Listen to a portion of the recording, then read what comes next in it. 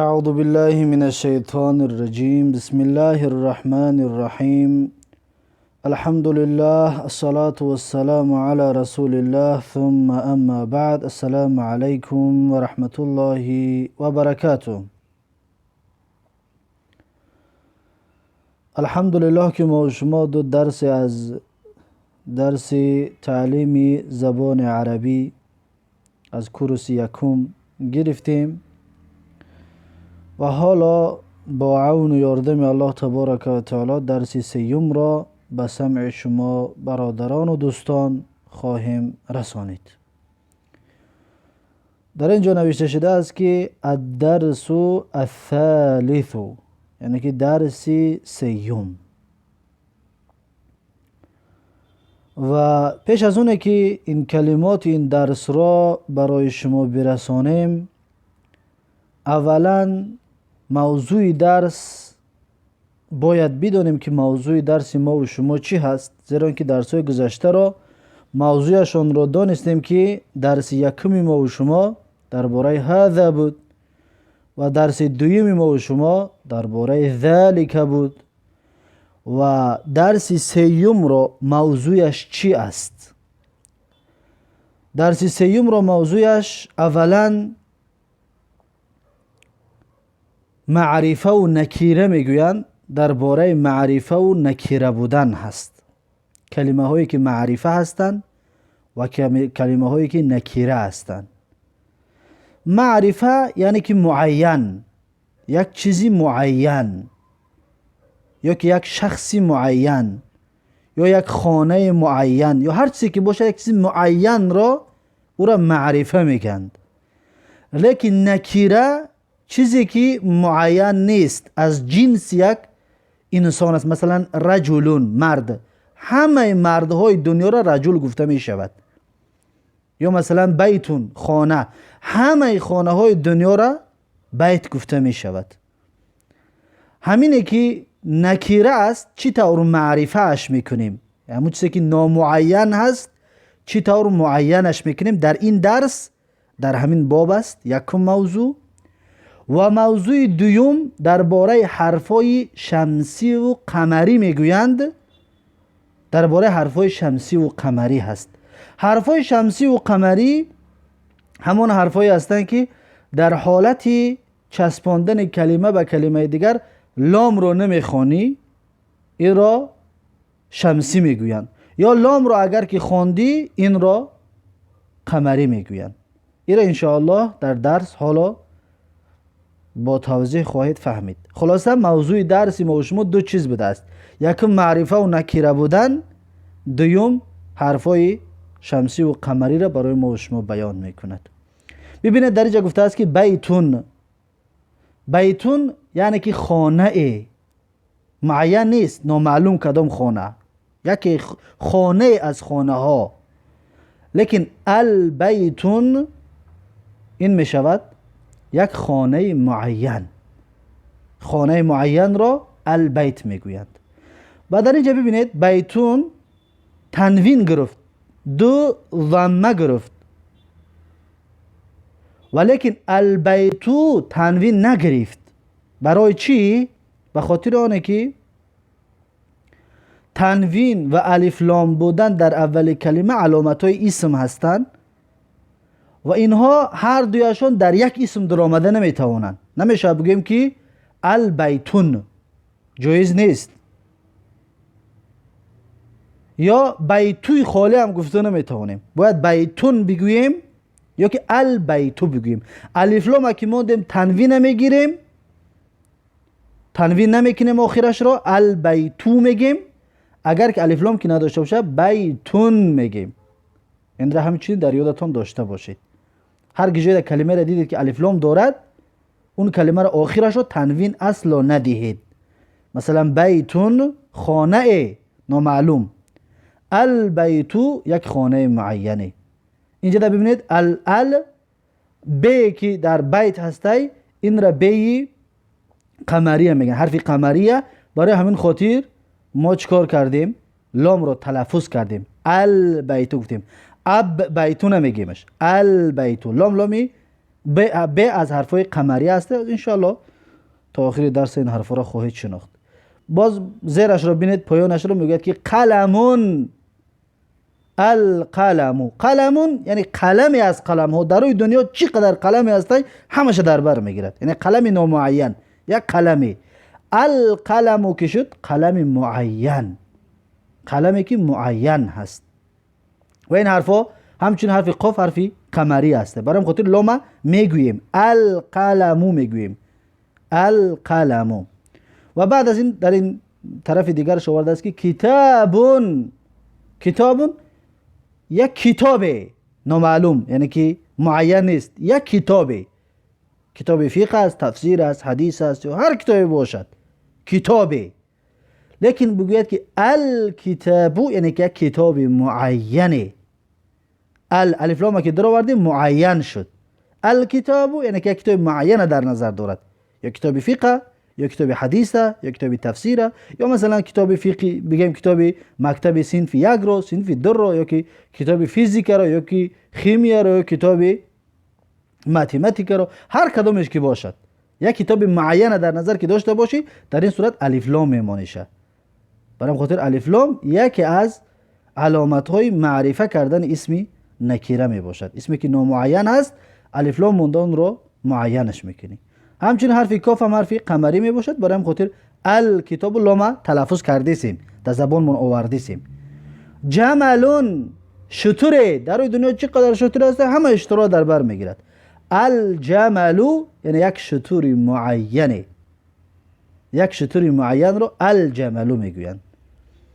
پس در همه همین 4 کلمه ای که ما و شما آوردیم ببینید در اولهایشان بیتون تنوین قطعی گفتیم، قلمون تنوین قطعی، کتابون تنوین آوردیم، جملون تنوین آوردیم.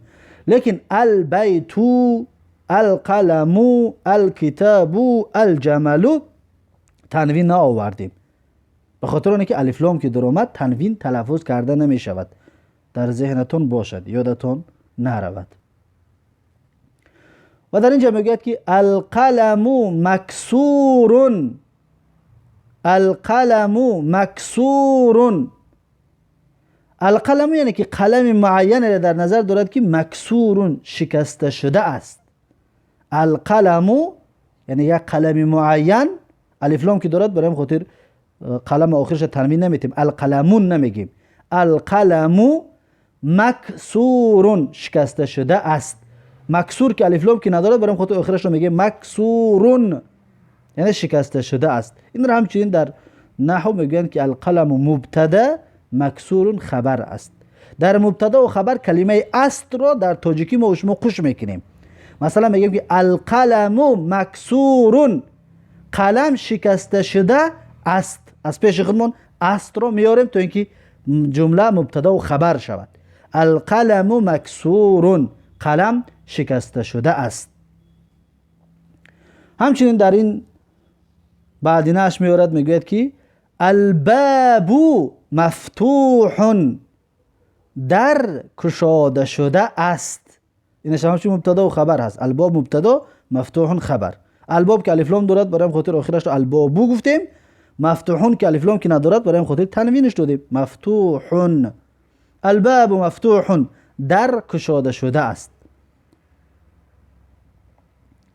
در اینجا میگوید که الولد جالس، الولد جالس یعنی که کودک نشسته است. این همچون مبتدا و خبر است. الولد یعنی که یک کودک معین در نظر دارد که جالس نشسته شده است، یعنی که نشستگی است. الولد مبتدا، جالس خبر. والمدرس واقف، و مدرس راستا است، یعنی که چخت است، ششتگی نیست. والمدرس واقف، مدرس چخت است. و المدرس نمیگوییم، والمدرس، به خاطر اینکه الف لام که حالا گفته استودیم که اسم نکره را معرفه میکند، این وقتی که در اسم میدارد این الف لامی در حالت وصل تلفظ کرده میشه. مثلا المدرس میگیم، لیکن واو که اومد الف لام تلفظ نمیشود. والمدرس میگیم، الف تلفظ نمیکنیم، لام تلفظ میکنیم. والمدرس واقف، یعنی که مدرس راستا است. این همچنین مبتدا، المدرس مبتدا، واقف خبر می باشد. و در این جهت جملات زیاد رو برای ما میارد. یکی میگوید که الکتاب جدید والقلم قدیم، کتاب نو است و قلم کهنه است. ببینید مبتدا و خبر در همه وقت در آخرش کلمه است در تاجیکی فارسی در قشش میکنیم. مثلا میگیم الکتاب مبتدا، جدید خبر. بعد در ترجمه میگیم که کتاب نو است و القلم قدیم، قلم مبتدا است، قدیم خبر هست. در ترجمهش میگیم که قلم کهنه است. در رقم 2 میاد میگه که الحمار صغیر والحصان کبیر. حمار یعنی که خر، الحمار یعنی که خر، صغیر خرد است، میده است. الحمار صغیر، خر خرد است، میده است. والحصان کبیر، و اسب کلان است. والحصان کبیر، و اسب کلان است. و سیوم در رقم 3 میاد میگه که الکرسی مکسور. الکرسی مکسور یعنی که استال شکسته شده است. استال شکسته شده است. همش مبتدا و خبر شده است، برام خود در آخرشون است را خوش کرده ایستادیم، همراه کرده ایستادیم، به خاطر اینه که مبتدا و خبر هستند. و چهارمش المندیل وسخون، یعنی که روی مالچه چرکین است. المندیل روی مالچه در سو گذشته گفته بودیم. وسخون یعنی چرکین، چرکین است، یعنی غژد. در رقم 5 میگوید که الماء باردون، آب خنک است. الماء گفته آب رو میگویند، باردون خنک. الماء باردون، آب خنک است. در رقم 6 میگوید که القمر جمیل، ماهتاب زیبا است. القمر جمیل، ماهتاب زیبا است. در رقم 7 میگوید که البیت قریب والمسجد بعید. البیت قریب یعنی که خانه نزدیک است. والمسجد بعید یعنی که مسجد دور است.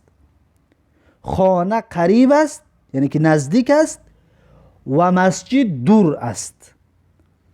الحجر در رقم 8 میگوید که الحجر ثقیل، یعنی که سنگ وزمین است. والورق خفیف، و ورق، ما شما ورق میگوییم، ورق سبوک است، خفیف سبوک. الحجر ثقیل یعنی که سنگ وزمین است. والورق خفیف، و ورق سبوک است. در رقم 9 میگوید که اللبن حار. اللبن حار یعنی که شیر تصفان است، گرم است یا جوش است. اللبن شیر، حار تصفان یعنی گرم جوش، و شیر میگوید تصفان است. در رقم 9 میگوید که در رقم 10 القمیص نظیف. القمیص نظیف، پیراهن پاک است. القمیص پیراهن یعنی کرته، کرته پاک است، نظیف پاک است. در بالا در رقم 4 ببینید ما گفتیم که وسخون، وسخون غژد چرکین، لیکن نظیفون عکسی کلمه بالا هست، یعنی که تازه و پاک. این بود جملات و این چطور گفتیم که همش مبتدا و خبر هست، برای مخاطب در آخرشان است را خوش میکنیم، همراه میکنیم. در اینجا میگه تمارین یعنی که تمرین ها. تمرین یکم، تمرین الاولی، تمرین یکم. در تمرین یکم چی میگوید؟ در تمرین یکم میگوید که اقرأ واکتب مع ضبط اواخر الکلمات. اقرأ یعنی که بخوان، وکتب و بنویس، یا دفتر در پیشت بگیر بنویس. مع ضبط اواخر الکلمات، با حرکت دادن آخر کلمه ها یا با جابجا کردن آخر کلمه ها. مع ضبط، مع همراهی. ضبطی یعنی که حرکت ماندن یا که جابجا کردن اواخر الکلمات، یعنی که آخر کلمه ها.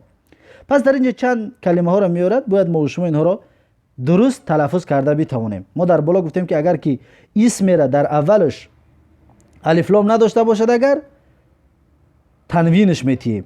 اگر اسمی که الف لام داشته باشد تنوین دادن در حق نداریم. همین را بیان میگه که بخوان تا اینکه کو چی طور خوانده میتونه. ببینید میگه مسجدون تنوین میتیم، برای الف لام ندارد.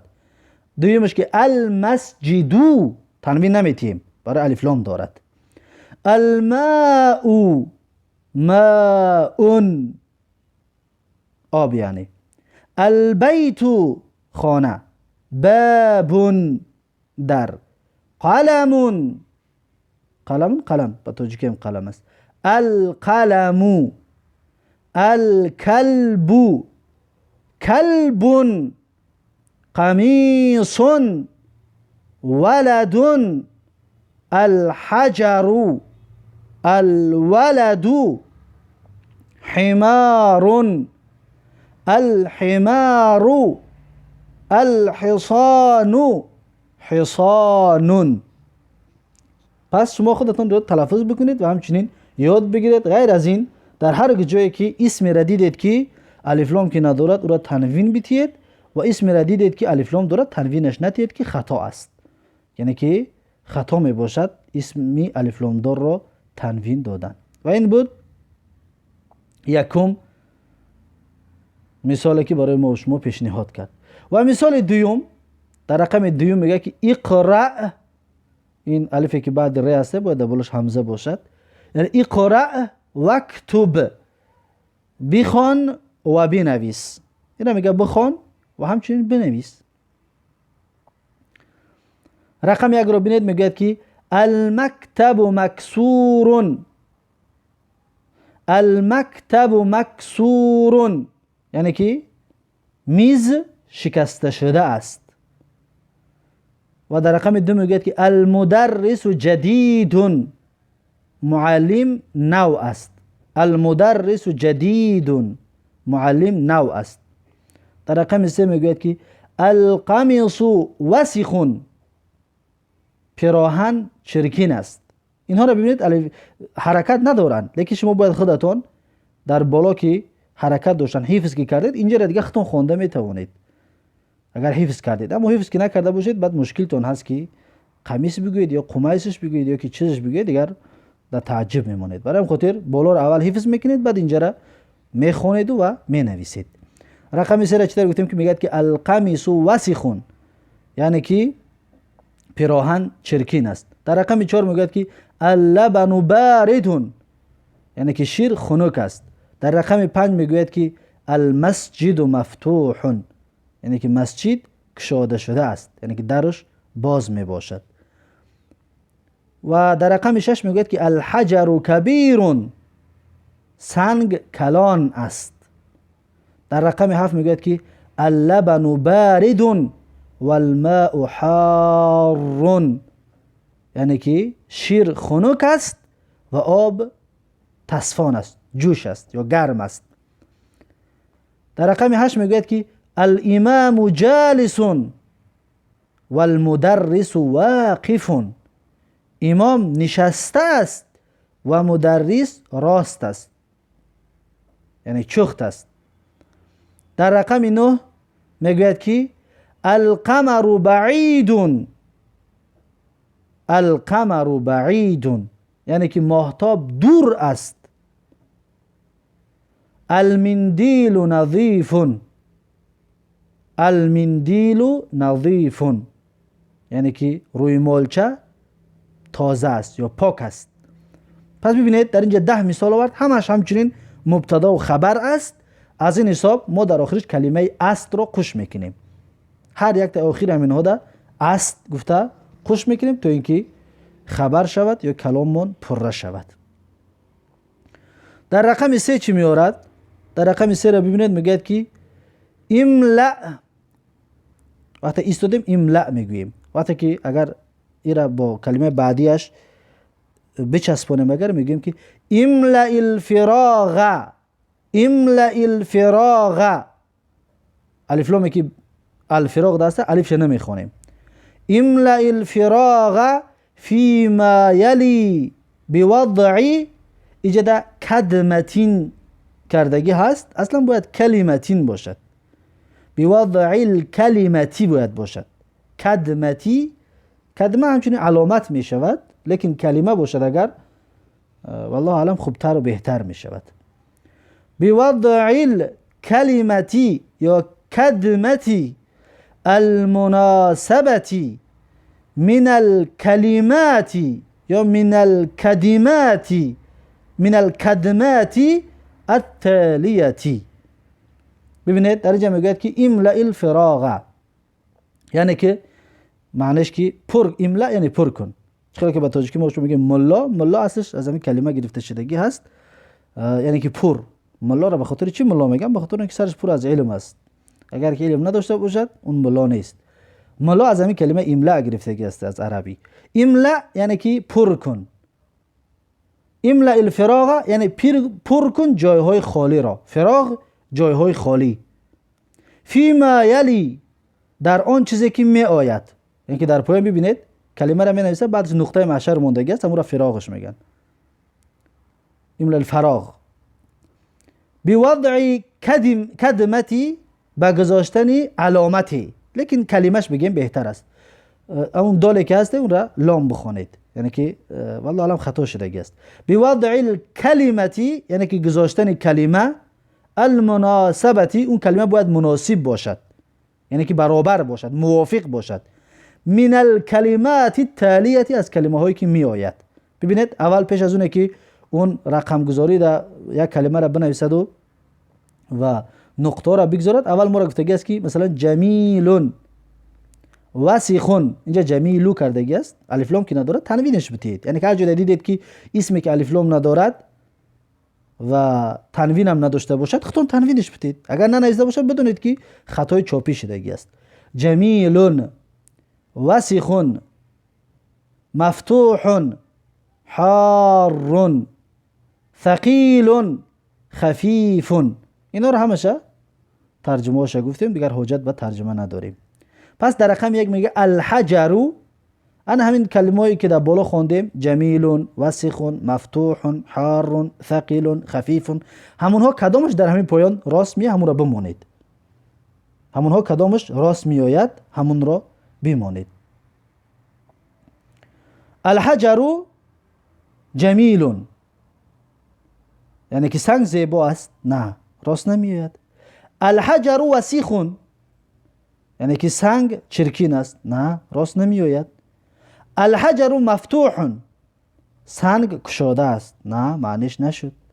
الحجر حار سنگ تصفان است، نه ما در بالا سنگ تصفان است گفته نخونده بودیم. الحجر ثقیل سنگ وزمین است، بله انا همین بالا در ما خونده بودیم که سنگ وزمین است. در رقم 2 الباب با همون کلمه‌ای که در این بالا نوشته شده است، یا تاشر اختیار میکنید در بعد این می نویسید. در رقم 3 میگه القمر یعنی که ماهتاب، از بالا کدامش که موافق است همون را میارید در اینجا میمونید. در رقم 4 میگه که الورق یعنی که ورق، و از کلماتی که در بالا هست کدامش موافق است میارید در اینجا خطون می نویسید. المندیلو در رقم 5 میگه که المندیلو یعنی که روی مولچه، بالا را نگاه میکنید کدامش در اینجا راست میآید، در همین جای نقطه ها می نویسید خودتون. در رقم 6 میگه که اللبنو یعنی که شیر، بالا را نگاه میکنید که کدامش موافق است، یا در بالا چیزی که خونده بودیم همون را موافق همون را گرفته در اینجا شما خودتون در جای نقطه ها می نویسید و این وظیفه شما می باشد. و در رقم 4 چی میگه؟ در رقم 4 میگه که املأ الفراغ فيما يلي بوضع کدمت مناسبت، یا که کلمت مناسبت بهتر است. املأ یعنی پر بکن تو ای خواننده، الفراغ یعنی که جایهای خالی را. پر بکن جایهای خالی را. فیما یلی، در آن چیزی که می آید، در چیزی که می آید. در پایان ببینید 6 تا رقم آوردگی هست، او را میگه خودت پر کن. بوضع کلمت مناسبت، یعنی که یک کلمه مناسب را، یک کلمه مناسب را در همون جا شکار کن، جایگذار کن، یعنی که بنویس. ببینید در اینجا نظیفون، نظیفون در رقم 1 ببینید بعد از نقطه نظیفون، نظیفون یعنی پاک. پس ما در بالا خواندیم که چی پاک است. ما گفتیم که المندیل نظیفون، مندیل یعنی که روی مولچه پاک است. می شود شما بگویید که المندیل نظیفون، یا می شود بگویید که القمیص نظیفون، یعنی که پیراهن پاک است. و در رقم 2 ببینید مکسورون، و در مکسورون یعنی که شکسته شده است. پیش از شکسته شده است باید یک چیز شما خودتون بمانید. می شود در اینجا بمانید که الباب مکسورون، یعنی در شکسته شده است. یا می شود که کلمه دیگر اختیار کنید خودتون، بگویید که المکتب مکسورون، یعنی میز شکسته شده است. یا هر کلمه که موافق باشد در ترجمه کردنش می توانید شما بمونید، لیکن الف لام می نویسید در اولش. به خاطر چی؟ به خاطر آنه که مبتدا شود، مبتدا و این کلمه که خودش نویسته است این خبر می شود. و در این بالا را ببینید 6 تا آوردگی است. اینها خودشون الف لام دارد به خاطر اینکه خودشون مبتدا هستند و شما خبر به الف لام می نویسید، خبر به الف لام می نویسید. و در این پایان که هست خبر نویستگی هست، از این حساب به الف لام نوشته است، شما خودتون مبتدا رو با الف لام می نویسید. رقم 3 را ببینید میگه که باردون یعنی خنک. در اولش می نویسید که چی خنک است، یعنی لبنون باردون یا که الماء باردون. و در رقم 4 قریبون نزدیک است، یعنی چی نزدیک است؟ میشه بگو که الحجر قریبون، یعنی سنگ نزدیک است، یا القمر قریبون، یا قمر ماهتاب نزدیک است، یا هر چیزی که موافق به همین باشد، یعنی ترجمه کردنش درست باشد. در رقم 5 میگه که بعیدون یعنی دور است. در اینجا همچنین در جای خالی خودتون یک کلمه را می نویسید.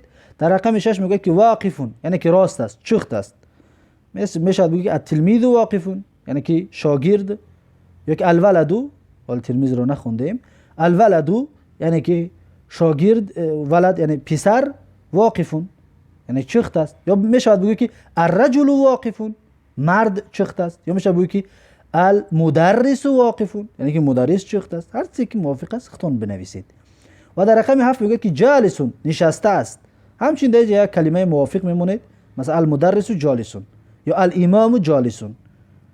و در رقم 8 میگه که کبیرون یعنی کلان است. میشه بگید که المدرس کبیرون یا الامام کبیرون یا الرجل کبیرون. نه الرجل ده نمیشود. یا میشه بگی الحجر کبیرون یعنی سنگ کلان است. بله الرجل ده میشود، الرجل کبیرون یعنی که مرد کلان است، کلان سال است یا کلان جثه است. و نهم ده میگه قدیمون یعنی کهنه است، قدیم یعنی کهنه است. در اینجا می نویسید که مثلا میگوید که المندیل قدیمون یعنی که روی مولچه کهنه است، یا هر چی که موافق است. در رقم 10 میگه جدیدون یعنی نو است، نو ده همچنین خطون یک کلمه میمونید می نویسید. چطور گفتیم که در اینجا همش ده کلمه را که می نویسید باید با الف لام بنویسید تا اینکه مبتدا شود و اینی که هست این خبر می شود. بعد از این در اینجا کلمات الجدیده گفته کلمه های نو رو میارد برای ما و شما، کلمه های نو رو پیشنهاد میکند. کلمه های نو الکلمات الجدیده یعنی کلمه های نو. در کلمه های نو ببینید که یکم القمر یعنی که ماهتاب، جدیدون نو، قدیمون کهنه، وسخون چرکین، نظیفون پاک تازه، حارون گرم، باردون خنک، صغیرون میده، کبیرون کلان، مفتوح کشاده شده، مکسور شکسته شده، ثقیل وزمین، خفیف سبک، جمیل زیبا یا خوشرو واقف چخت یا که راست، جالس نشستگی. پس این بود کلمه های نوی این درسی ما و شما. و تا اینجا ببینید چقدر کلمه الف لام داره که برای ما و شما آورد، همش قمری بودن، یعنی که لام تلفظ میکردیم. انا اکنون از این به بعد کلمه های را میارن که شمسی هسته و لام را تلفظ نمیکنیم. بسیار با دقت باشید. مثلا ببینید که نجمون ستاره، وقتی که الف لام قوشش کردیم نمیگیم که النجمو، نمیگیم لام تلفظ نمیکنیم، میگیم که النجمو، یعنی ستاره معین. ستاره همه ستاره، النجمو یک ستاره معین. نجمون نکره هست، نامعین هست. النجمو معرفه هست و معین هست. و پایانش دمیره میگه دیکون. دیکون یعنی خروس. ادیکو لام ببین تلفظ نکردیم و الف در دال شدت دادیم و الف در دال همراه کردیم. ادیکو، الدیکو نه، ادیکو، ادیکو یعنی که خروزی معین. و در اینجا رجلون در برابر همون کلمه نجم ده آورده است که رجلون مرد، الرجلو یعنی یا مرد معین. ببین الف لام تلفظ نکردیم. الرجلو. طالبون، طالب یعنی استودنت یا طلبه، شاگرد. الطالبو، الطالبو ببین لام تلفظ نکردیم، برای حرف تا حرفی شمسی می باشد. الطالبو. و در اینجا باز مثال های زیاد میارد برای ما و شما. در رقم یک میگه که النجم بعیدون، ببین لام تلفظ نکرده سیم. النجم بعیدون یعنی که ستاره دور است. در رقم دو میگه که الرجل واقفون یعنی که مرد راست است، چخت است. الرجل همچنین لام تلفظ نکردیم. السکر حلوون، السکر حلوون یعنی که شکر با مزه است. حلو یعنی که شیرین است. حلو با مزه، شیرین. حلو گفته شیرین را میگن. السکر حلو یعنی که شکر شیرین است. الطالب مریض، طالب یعنی شاگرد، مریض بیمار هست، کسل است. الطالب مریض، طالب استودنت یا شاگرد بیمار است. الدیک جمیل، خروس زیبا است. در رقم 5 میگه که الدیک جمیل یعنی خروس زیبا است. در رقم 6 میگه که الدفتر جدید، دفتر نو است. الدفتر جدید، دفتر نو است. شما بسیار اهمیت بدید که ما لام رو نگفته استیم. در اینجا نوشتگی است که مثلا لام دارد. مثلا در رقم 7 رو ببینید التاجرو است، لیکن لام تلفظ نکرده سیم. در همین کلمه‌ای که خونده استودیم لام تلفظ نکرده سیم. در رقم 7 میگه که التاجرو، لام تلفظ نکرده سیم. التاجرو غنیون یعنی که بیزنسمن بای است. التاجرو غنیون، بیزنسمن بای است.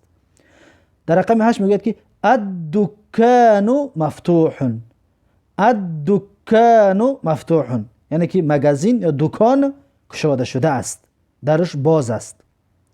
در رقم 9 میگه که الولد صغیر، الولد صغیر. اینجا این باید اصلا شمسی می آورد لیکن خطا کردگی است، اینجا قمری آورده است، بخاطر که لام تلفظ میکنیم نمیشه بگیم اولدو. الولدو این واوی قمری هسته، برای خاطر لام تلفظ میکنیم الولدو. اینجا رقمش این خطا شدگی هسته. الولدو فقیر یعنی که پسر یا کودک کم بغل است. در رقم 10 میگه که التفاح لذیذ، التفاح لذیذ یعنی که سیب، تفاح گفته سیب رو میگن، سیب لذیذ است یعنی که با مزه است، لذیذ با مزه. در رقم 11 میگه که الطبیب طویل والمریض قصیر یعنی که الطبیب، طبیب گفته پزشک یا دکتر طویل قد بلند است، قامت بلند است. والمریض قصیر و بیمار کوتاه است. والمریض قصیر. ببینید الطبیب در تا حرفی شمسی است، برای خاطر لام نمیخونیم. و میمی قمری هسته، برای همین خاطر لام خوندیم. المرید، مرید را میگیم شه. المرید قصیر کوتاه است. مرید بیمار کوتاه است. پس اینها را چطوری که شما خودتون دیدید و حرفایی که شمسی هستن لامش تلفظ نمیکنیم، چطوری در اینجا دیدید همهشون رو. و حرفایی که قمری هستن در اونها لام رو تلفظ میکنیم. در بالا گذشته گفتیمشون. و این را بسیار دقت بدید برای خواندنتون. خواندن عربی فایده زیاد دارد براتون. تمرین رقم 2. تمرین ثانی. تمرین رقم 2. یکم میگوید که اقرأ واکتب مع ضبط اواخر الکلمات. اقرأ یعنی بخوان، واکتب و بنویس یعنی بخوان تو و بنویس تو ای خواننده، مع ضبطی با همراهی یعنی که حرکت گذاشتنی اواخر الکلمات آخری کلمه ها، با حرکت گذاشتن آخری کلمه ها. در اینجا آورده است مثلا که الباب به حرفی قمری کسه برام خاطر لام تلفظ کردیم. الباب. التاجر تا حرفی شمسی که هسته برام خاطر لام تلفظ نکرده، میگیم که التاجر لام نوشته میشه لیکن تلفظ کرده نمیشود. التاجر. النجم شمسی هسته حرفی نون. القمر. قمر حرفی قاف حرفی چی هسته؟ قمری هسته، برای خاطر لام تلفظ میکنیم. خلاصه در هر جایی که لام تلفظ کردیم بدونید که قمری است، لام تلفظ که نکردیم بدونید که شمسی هست. خلاصه درس یکی خلاصه شمسی و قمری همین است. و این کدامش هر شمسی است کدامش قمری است در بالا هر یک کدامش رو برای شما آوردک. الدیک، الماء، السریر، البیت، المسجد، الرجل، السکر، الورق. ببینید کدامش در لام تلفظ کردیم بدونید قمری هست، کدامش تلفظ نکردیم بدونید شمسی هست. در رقم 2 میگوید که املأ الفراغ فيما يلي بوضع كلمة مناسبة. میگه که املأ یعنی پر بکن الفراغ جایهای خالی را فيما يلي در آن چیزی که می آید بوضع كلمة مناسبة یعنی که با گذاشتن یک کلمه مناسب. یک کلمه مناسب میگه در جاش بمون. مثلا در رقم 1 میگه که غنیون بای است. کی بای است؟ در اول بمون که التاجر و تلفظش درست بکن. التاجر. التاجر می نویسی، التاجر تلفظش میکنی. در رقم 2 میگه که حلو. حلو مثلا میشه بگی که السکر حلو یا العسل حلو، این عسل شیرین است. در رقم 3 میگه که مریض بیمار است. مریض بیمار میشه بگی که الطالب مریض یا المدرس مریض یا الرجل مریض یا الولد مریض. هر کدوم میشه که بگوی میشه، یعنی که استاد مدرس بیمار است یا مرد بیمار است یا کودک بیمار است، هر کدوم میشه بگوی میشه. در رقم 4 میگه که لذیذ با لذت است. لذیذ یعنی که با لذت است. و در اینجا میمونه که چی با لذت است، چیزی که با لذت است در اینجا نوشته میکنیم. در رقم 6 در رقم 5 میگوید که طویل دراز است. دراز است. در اینجا چی دراز است می نویسی. در رقم 6 میگوید که قصیر کوتاه است. همچنین چی کوتاه است می نویسی. چطور گفتیم که این کلمه‌ای که نوشتگی هستن همه‌شون از 1 تا 6 همه‌شون خبر هستند. باید شما مبتدا بنویسید. مبتداتون باید الف لام داشته باشد. با الف لام بنویسید. مثلا طویل باید بنویسید که الرجل طویل یا المدرس طویل، یا مثلا قصیر بنویسید که الولد قصیر. خلاصه به الف لام باید بنویسید. به الف لام که نوشتید نوشته‌تون خطا می باشد، غلط می باشد. و در رقم 3 میگوید که اختر کلمة من القائمة ب تناسب الكلمة التي في القائمة الف. اختیار کن میگه اختار یعنی که اختیار کن تو کلمه ای را من القائمة ب از قائمه که ب هست، یعنی که ببینید اینجا الف و ب دو بگیم رد کلمات نوشتگی هستند، دو قطار. همون قائمه یکمش را به میگد تناسب کلمه التي فی القائمه الف، مناسب باشد کلمه ای را که در قائمه الف است. ببینید در اینجا دو قطار کلمه نوشتگی هستی و اینها را باید به یکدیگر شما چیکار کنید؟ اختیار کنید یا که بچسبانید. مثلا در حرف الف را ببینید نوشتگی است که الطالب، این مبتدا هستی. الدکان، التفاح، الماء، الحجر، القلم، این قائمه یکم هست، این مبتداها هست. و از اینجا لذیذ، قائمه ب را ببینید، لذیذ، مکسور، ثقیل، مفتوح، مريض، حار، اینها باید خبر شود. ببینید قائمه الف در بدگی همشون مبتدا هستند و در قائمه ب بدگی همشون خبر هستند. باید شما مبتدا را قطعی خبر برابر بکنید. یعنی که من یک تاش را کار میکنم، باقی موندهش وظیفه شما است. مثلا در الف را ببینید الطالب، طالب قائمه دیم را میکوبید که کدامش در مناسب است. مثلا لذیذ مناسب است، یعنی که میتونم بگم که شاگرد با مزه است، نه نمیشود، پس لذیذ نبوده است. الطالب مکسور میشه بگیم نه، زیرا که طلبه شکسته شده است، یعنی شاگرد شکسته شده است، راست نمیآید. الطالب ثقیل، شاگرد وزمین است، اینم راست نمیآید. الطالب مفتوح، طلبه گشوده شده است، راست نمیآید. الطالب مریض، بله انش راست میاد، یعنی که شاگرد بیمار است، شاگرد کسل است. و باقی مانده اش را یک تا شما خودتون کار میکنید و برای یادگیریتون بسیار کوشش میکنید تا اینکه از خود بکنید و در خودتون داشته باشید. و در اینجا میگه الکلمات الجدیده، کلمه های نو. الکلمات یعنی کلمه ها، الجدیده نو، کلمه های نو. کلمه های نو حلو یعنی که شیرین، مریض بیمار یا کسل، الدکان دکان یا مغازه مگزین، غنی بای یا سومدار، طویل قد بلند یا دراز، فقیر کم بغل یا فقیر، ما فقیر میگوییم، یا نادار، قصیر کوتاه یا قد پست، التفاح سیب. این کلمه های نو است، اینها را حفظ میکنید. انا اکنون در اینجا یک تا حرفا را میارد که کدامی حرفا شمسی هستند و کدامی حرفا قمری هستند. در بالا میگه که الحروف القمریه و الحروف الشمسیه، یعنی حرفای قمری و حرفای شمسی. کدامش شمسی است کدامش قمری است که در بالا گفته بودیم، در اینجا یک تا را میارد. در قائمه یکم ببینید میگه که الحروف القمریه، یعنی که حرفای قمری.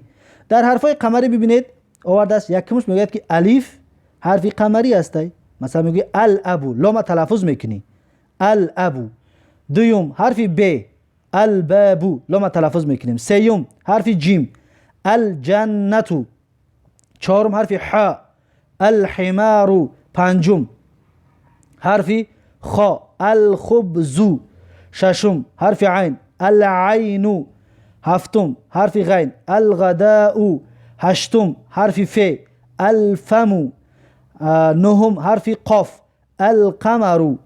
دهم حرف کاف الکلب. یازدهم حرف میم الماء. دوازدهم حرف واو الولد. سیزدهم حرف ه الهواء. چهاردهم حرف ی الید. ببینید 14 تا حرف قمری داشتیم ما، 14 تا حرف قمری. میگذاریم به حرف شمسی. چند تا؟ با 14 تا دیگه حرف شمسی داریم. حرفای عربی همگی 28 دانه می باشد. ببینید یکم میگه که ت حرف شمسی است، التاجرو، لام تلفظ نکردیم. دوم حرف ث الثوب، حرف لام تلفظ نکردیم. سوم حرف دال الدیکو. چهارم حرف ذال الذهب. پنجم حرف را الرجل. ششم حرف زا الزهرة. هفتم حرف سین السمک. هشتم حرف شین الشمس. نهم حرف صاد الصدر. دهم حرف ضاد الضیف. یازدهم حرف طا الطالب. دوازدهم حرف ضا الظهر. سیزدهم حرف لام اللحم. چهاردهم حرف نون النجم. ببینید 14 28 تا حرف عربی هست، 14 تاش قمری هست و 14 تا شمسی است. اینها را اکنون از یاد میکنید. 14 تا شمسی حرفای شمسی را و 14 تا حرفای قمری از یاد میکنید. بعد دیگه در کلمه که دیدید میشناسید چون. همچنین این کلمه را ترجمه بکنیم، شاید فایده از این ترجمه ها بگیریم. و در حرفای قمری گفته بود الابو، اب پدر. دویمش البابو، باب در. سیمش جیم الجنت، جنت جنت یعنی که یا باغ، باغ هم میگه جنتی که الله تبارک و تعالی برای متقیا، برای اهل تقوا آمادهش کرده است. الله سبحانه و تعالی ما و شما را از اهل جنت بگرداند. چهارمش الحمارو، حمار یعنی که خر. پنجمش الخبزو، خبز یعنی که نان. ششمش العینو، عین میشه بگیم چشم یعنی چشم آدم، چشم، یا که العین چشمه، چشمه را همچنین عین میگن عربا. هفتمش الغداء، غداء یعنی که خوراکی نصف روزی، خوراکی نصف روزی بعد از پیشین که میخوری را خوراکی غداء میگن. و هشتم الفمو، فم یعنی که دهان. و نهم القمر، قمر ماهتاب. دهم الکلب، کلب سگ. یازدهم الماء، ماء یعنی که آب. دوازدهم الولد، ولد یعنی کودک یا پسر.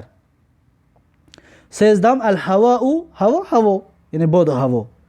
و چهاردهم الید، ید یعنی که دست، دست، ید دست می شود. این بود حرفای قمری. و دویم میگذاریم به حرفای شمسی. یکم التاجرو، تاجر یعنی بیزنسمن. دویم الثوب، ثوب یعنی که لباس. سیم الدیکو، دیک یعنی خروس. و چهارم الذهب، ذهب یعنی که طلا، طلا را ذهب میگوین. و پنجم الرجل، رجل یعنی که مرد.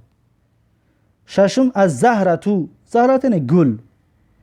و هفتم السمک، سمک یعنی که ماهی، ماهی که در داخل آب میگردد همون را سمکش میگن. و هفتم الشمس، شمس یعنی که آفتاب. و هشتم الشمس. و نهم الصدر، صدر یعنی که قفس سینه، سینه مرد یعنی قفس سینه میگویم، همین صدرش میگن. و دهم الضیف، ضیف یعنی که مهمان. و یازدهم الطالب، طالب یعنی شاگرد. و دوازدهم الظهر، ظهر یعنی که تخت پشت، پشت آدم. الظهرش گفتیم، ظهر نماز پیشینه میگن. اگر حرف ذات در بالاش پیش بمونه یعنی ضمه بمونه نماز پیشین میشود. الظهرش که گفتیم ظهر پشت میگن، نوشتنش یک است فقط حرکت فرق میکند. اللحم، لحم یعنی که گوشت. النجم، ستاره. پس این بود کلمه های شمسی و قمری و همچنین معناهاشان میتونید حفظ کنید. کلماتون بسیار میشود. برای کسی که میخواد که عربی را گپ زند کلمه را بسیار حفظ کند، همون قدر خوب گپ زده میتواند. و تمرین رقم 3، در تمرین رقم 3 میگوید که اقرأ الكلمات الآتية واكتبها مراعيا قواعد النطق الحروف القمریه و الشمسیه. میگه بخوان کلمه های می آمدگی را. اقرأ، بخوان الکلماتی، کلمه ها الآتیه می آمدگی را، کلمه های می آمدگی که در پایین نوشته است اینها را میگه بخوان. و اکتبها، و همین را با میگه خودت بنویس.